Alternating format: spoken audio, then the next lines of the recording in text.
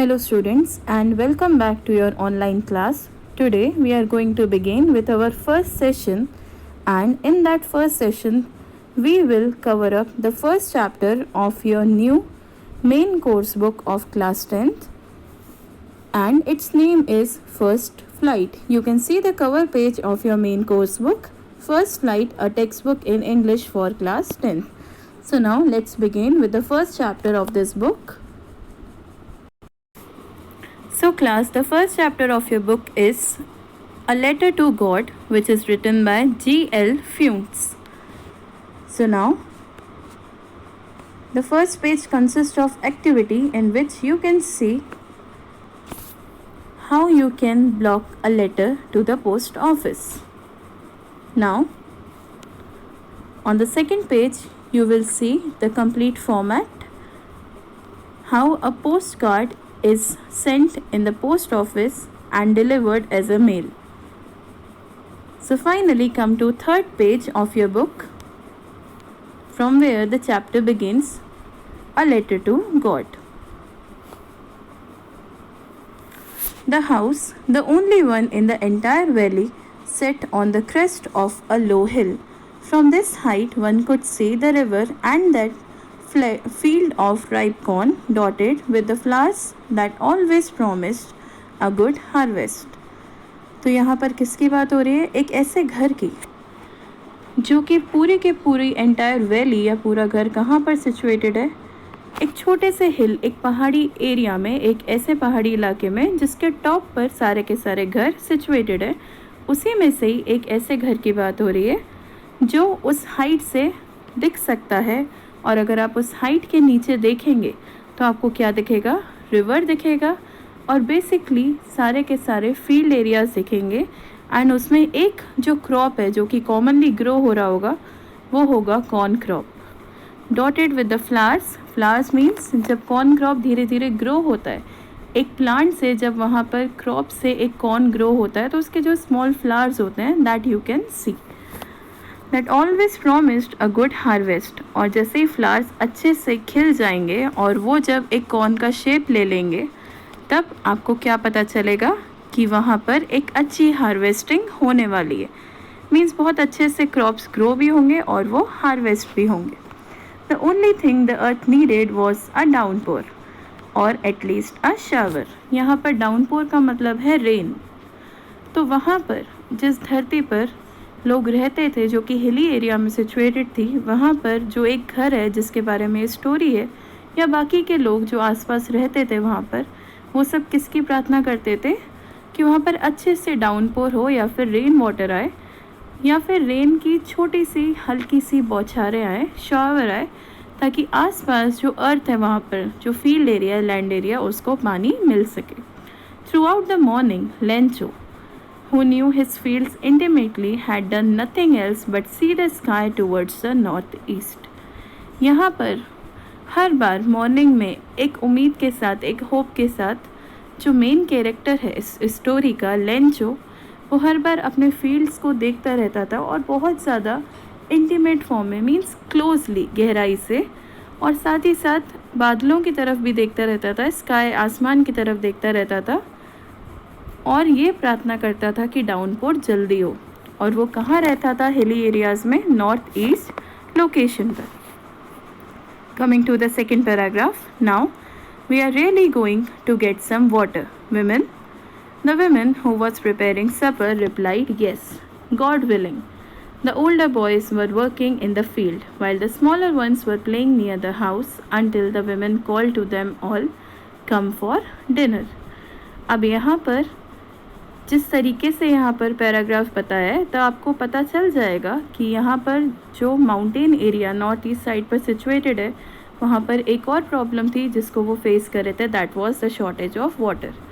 तो जो भी एक घर में मेन रहते हैं वो क्या करते हैं, आसपास जब उनका फील्ड एरिया का काम ख़त्म हो जाता है तो वो वाटर के सर्च के लिए जाते हैं और वाटर भर कर आते हैं. और जब तक वो पानी भरेंगे तब तक जो घर में विमेन हैं, लेडीज़ हैं, वो सब क्या करती हैं, वो इवनिंग सपर एंड डिनर को प्रिपेयर करती है. मीन्स शाम का नाश्ता, स्नैक्स, साथ ही साथ डिनर. तो यहाँ पर विमेन का कहना था कि अच्छी बात है, आप जब तक पानी भर कर आओ तब तक मैं क्या करूँगी, आपके लिए सपर या फिर इवनिंग स्नैक्स प्रिपेयर करूँगी। एंड आफ्टर दैट जब आप लोग आ जाएंगे then we will eat dinner together. इसीलिए जब वो वहाँ से पानी भर कर आया लेंचो आउटर विलेज एरिया से, तब उनको विमेन ने बुलाया कि आप और बाकी के जो 2 चिल्ड्रन हैं जो बाहर खेल रहे हैं वो दोनों आ जाइए ताकि हम सब साथ में डिनर कर सकें। It was during the meal that just as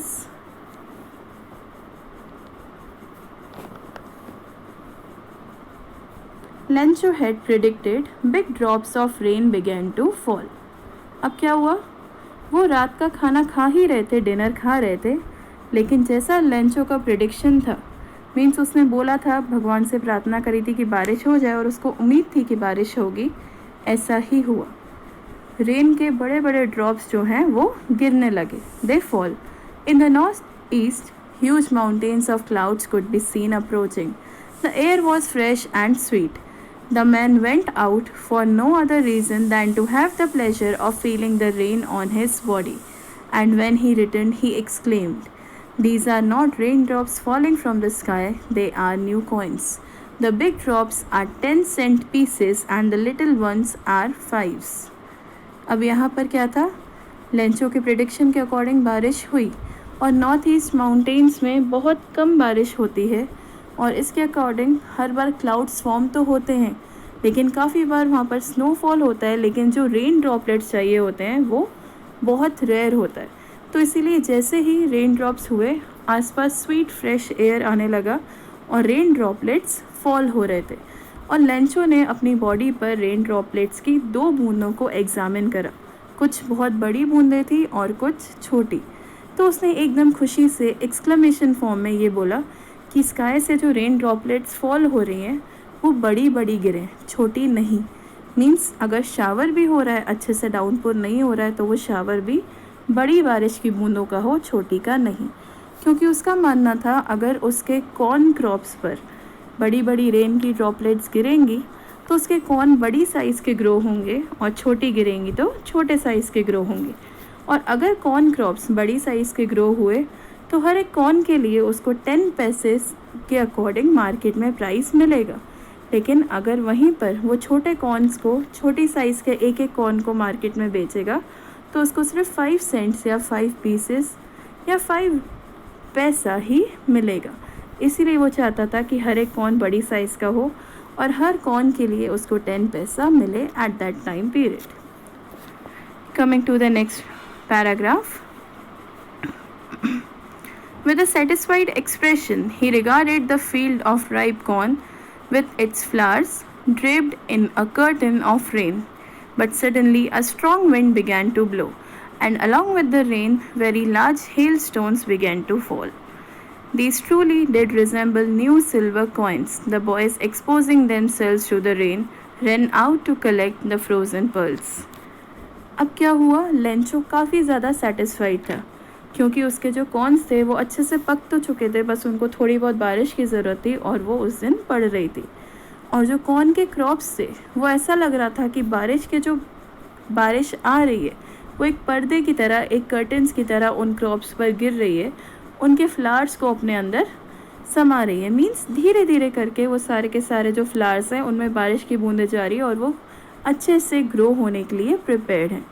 but finally क्या हुआ, कुछ टाइम बाद एक सडन विंड आई, बहुत तेज़ आंधी आने लगी, विंड स्टॉर्म चलने लगी एंड कुछ टाइम बाद रेन के साथ साथ गिरने लगे हेल स्टोन्स। अब हेल स्टोन्स क्या होते हैं?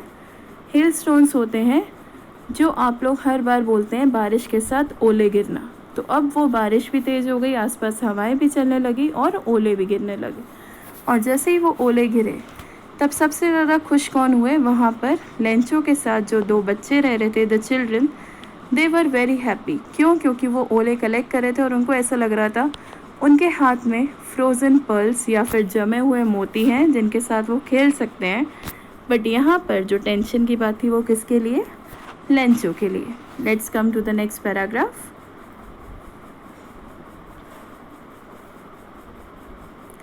It's really getting bad now, exclaimed the man. यहाँ पर किस मैन की बात हो रही है? लेंचो की।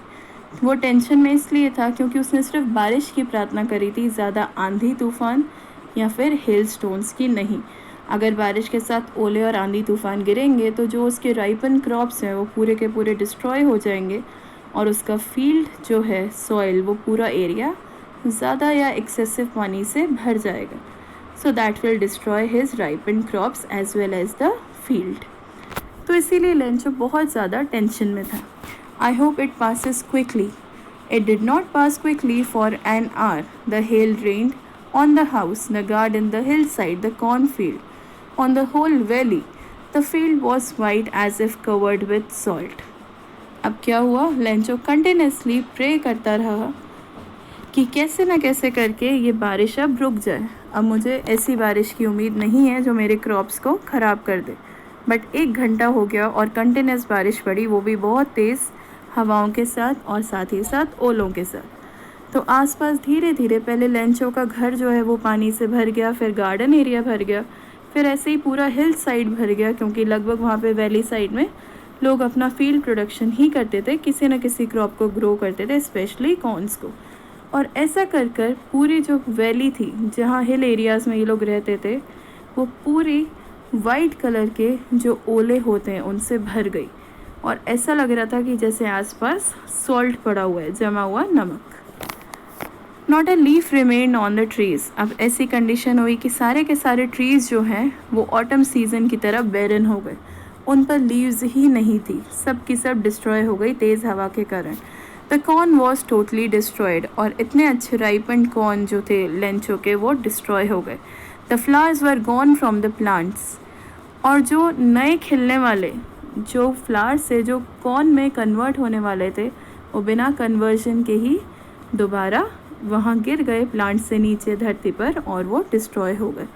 लेंचो's soul was filled with sadness, और अब जाकर लेंचो को इतना दुख हुआ कि वो खुद को कंट्रोल ही नहीं कर पाए। He come up with tears. When the storm had passed, he stood in the middle of the field and said to his sons, a plague of locusts would have left more than this. अब Lencho को एक और डर था, अगर ज़्यादा बारिश हुई तो वहाँ पर कौन आएगा? लोकस्ट। लोकस्ट एक ऐसे इंसेक्ट होते हैं जो सारे के सारे प्लांट्स को धीरे धीरे खा लेते हैं, पूरी जड़ से लेकर रूट से लेकर उनकी लीव्स को सबको खाकर डिस्ट्रॉय कर देते हैं। वो पूरी जो आपकी फसल होती है, अ टाइम ऑफ क्रॉप्स, जब आप उनको डालते हो सॉइल में उस टाइम को सब कुछ नष्ट कर देते हैं। तो अगर ऐसा हुआ तो आसपास क्या हो जाएगा? पूरे विलेज एरिया में जितने भी क्रॉप्स हैं, जितने भी लोगों के फील्ड हैं, वो सब डिस्ट्रॉय हो जाएंगे और एक प्लाग आ जाएगा। मीन्स उन लोकस से फैली हुई डिसीज़ का पूरा एक सीज़न आ जाएगा जो कि ऑलमोस्ट 1 साल तक रहेगा, क्योंकि लोकस ईजिली नहीं जाते हैं, वो पूरे रूट्स तक चले जाते हैं और आपको दोबारा से अपने सॉइल को फर्टाइल बनाना पड़ता है जब तक आप लोकस को किल ना कर लें। तो इसीलिए लेंचो को अब डर किसका था? जब उसने देखा कि बारिश के साथ साथ उसके सारे क्रॉप्स डिस्ट्रॉय हो गए हैं और साथ में लोकस्ट भी वहाँ पर उसको दिखे, तब उसको डर था कि अब लोकस्ट का प्लाग आने वाला है। The hail has left nothing this year, we will have no corn. अब उसने क्या बोला कि अब तो जाकर हेल ने हमारे लिए कुछ भी नहीं छोड़ा, पूरा एरिया जो है वो सारे के सारे ओलों से भर गया है और पता नहीं वो पूरा कब साफ़ होगा। और इस साल अगर ऐसा ही रहा कि लोकस ने हमारे सारे क्रॉप्स को खा लिया, हमारे रूट्स को अगर उन्होंने डिस्ट्रॉय कर दिया, तो हमारे पास पूरे साल के लिए एक भी कॉर्न नहीं रहेगा। मीन्स उनके पास कुछ भी हार्वेस्ट करने के लिए नहीं रहेगा। That night was a sorrowful one. वो रात उनके लिए काफ़ी ज़्यादा दुख वाली थी। All our work for nothing. उन्होंने इतनी मेहनत करी लेकिन सब कुछ डिस्ट्रॉय हो गया, सारा काम, सारी मेहनत मिट्टी में मिल गई। That was destroyed completely. There is no one who can help us. अब लेंचो को पता था जब पूरी वैली में ही पुअर पीपल हैं जो कि स्ट्रगल कर रहे हैं, सर्वाइव कर रहे हैं, तो कोई भी ऐसा नहीं है जो इस टाइम पर उनकी हेल्प करे विथ सम मनी या food. We will all go hungry this year. अब उसको एक ही डर था कि इस पूरे साल वो और उनकी फैमिली भूख से कैसे भी करके, जो उनको मेन कंडीशन है भूख, उससे तड़पेंगे और उनको खाने के लिए कुछ भी नहीं मिलेगा। There are some oral comprehension which you have to answer by yourself. You will get the written notes as well, but try to answer them. Like, what did Lencho hope for? तो जैसे आपने read करा, Lencho किसके लिए hope करा था? For rain या फिर downpour, that it will come and crops will grow finally. Then second oral comprehension, why did Lencho say the rain drops were like new coins? जैसा कि हमने डिस्कस करा, लेंचो ने बोला था रेन ड्रॉप्स जो हैं वो बड़े अमाउंट में पड़ने चाहिए, क्योंकि जितना बड़ा रेन ड्रॉप होगा उतने ही बड़े उसके कॉर्न का साइज़ होगा, एंड ही विल गेट 10 पैसा फॉर पर कॉर्न जब वो मार्केट में उनको सेल करेगा. How did the rain change?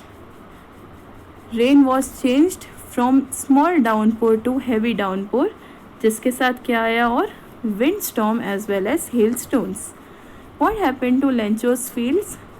Lencho's fields were completely destroyed. What were Lencho's feeling when the hail stopped? Lencho felt that for the entire year he and his family will remain hungry. So now let's continue with the next paragraph.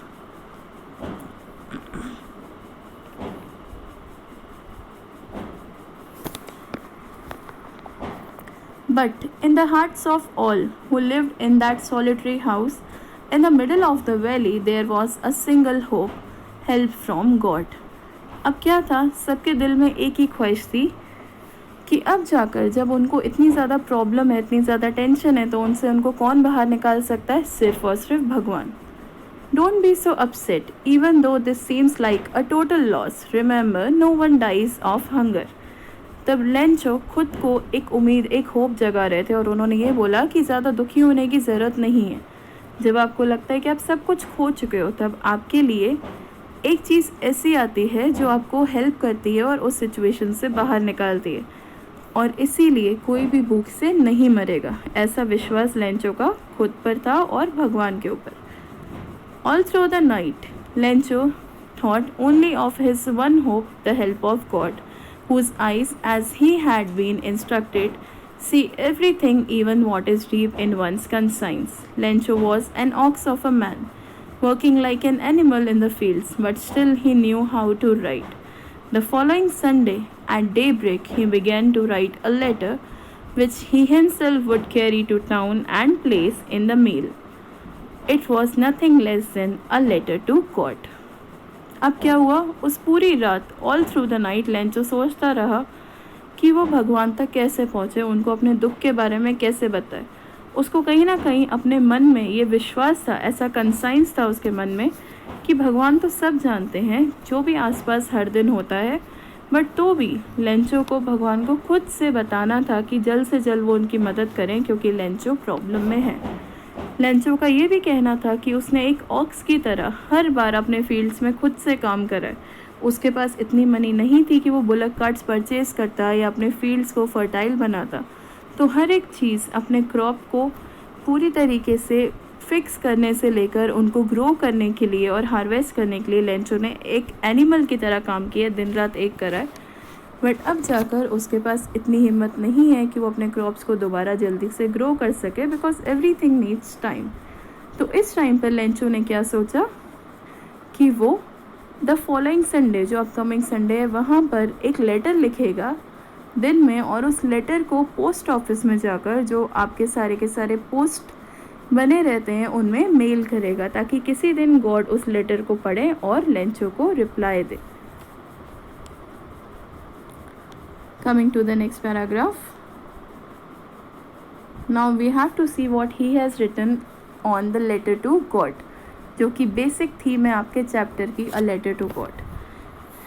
God, he wrote, if you don't help me, my family and I will go hungry this year. I need 100 pesos in order to sow my field again and to live until the crop comes because of the hailstorm. यहाँ पर अब उसने क्या बोला? God से request करी. Lencho एक अकेला इंसान था पूरी वैली में जिसको लिखना आता था, तो उसने रिटर्न रिक्वेस्ट भेजी गॉड को कि आपको पता है कि मेरी फैमिली किस क्राइसिस से गुजर रही है. अगर आपने मेरी हेल्प नहीं करी तो मैं और मेरी फैमिली इस पूरे साल हंगरी रहेंगे, भूखे रहेंगे, और मुझे ज़्यादा नहीं लेकिन 100 पैसोस आपसे चाहिए. 100 पैसोस वैसे तो लैटिन अमेरिकन करेंसी है, लेकिन आपके अकॉर्डिंग आप उसको 100 रुपीज़ कंसिडर करिए so that you can easily go through the chapter and the concepts. तो उन्होंने क्या बोला कि मुझे 100 रुपीज़ की ज़रूरत है जिससे मैं दोबारा अपनी फैमिली के लिए जो मेरे क्रॉप्स हैं वो सो कर सकूं और अपनी फैमिली को हंगर से भी बचा सकूं जब तक कि 1 ईयर के बाद नेक्स्ट क्रॉप की जो हार्वेस्टिंग है वो हो न जाए। और इसीलिए हेल स्टॉर्म के बाद वो रुक गया क्योंकि गॉड को तो सब पता है। He wrote to God on the envelope, put the letter inside, and still troubled went to town. At the post office, he placed a stamp on the letter and dropped it into the mailbox. अब उसने ऊपर address क्या लिखा envelope के, to God, क्योंकि definitely वो letter God के लिए ही था। और उस लेटर को उसने दोबारा एनवेलप के अंदर अच्छे से डाला, उसको पैक करा। कहीं ना कहीं उसके मन में तो भी डाउट था कि ऐसा करना चाहिए या नहीं, बट वो जो हिल साइड को क्रॉस करके टाउन एरिया है वहाँ पर चला गया और पोस्ट ऑफिस पर ईजिली जो पूरा प्रोसीजर रहता है, लेटर को किस तरीके से आप स्टैम्प लगाते हैं, उसको पूरी तरीके से पैक करते हैं और मेल बॉक्स में ड्रॉप करते हैं, वो सारा प्रोसीजर लेंचो ने फॉलो किया। One of the employees, who was a postman and also helped at the post office, went to his boss laughing heartily and showed him the letter to God. अब यहाँ पर क्या हुआ, एक employ था, means एक postman था जो सारे के सारे लेटर्स को डिलीवर करता था जो भी उसके एरिया में थे। बट एक लेटर जिसमें एड्रेस था टू गॉड, जो कि लेंचो ने भगवान के लिए लिखा था पर्सनली, उस लेटर को देखकर वो पोस्टमैन बहुत ज़्यादा ज़ोरों से हंसने लगा कि क्या भगवान के लिए भी कोई लेटर लिखता है। और उसके बाद वो लेटर उसने किसको दिखाया, अपने पोस्ट मास्टर को। Never in his career as a postman he had known that address. लेकिन वो पोस्टमैन जो था उसने अपने करियर में कभी भी ऐसा एड्रेस नहीं देखा, गॉड का एड्रेस, जहाँ पर वो खुद से भगवान को लेटर डिलीवर कर सके। So now students, we will end our first part here and we will continue our chapter tomorrow as well. Till then, thank you and have a nice day.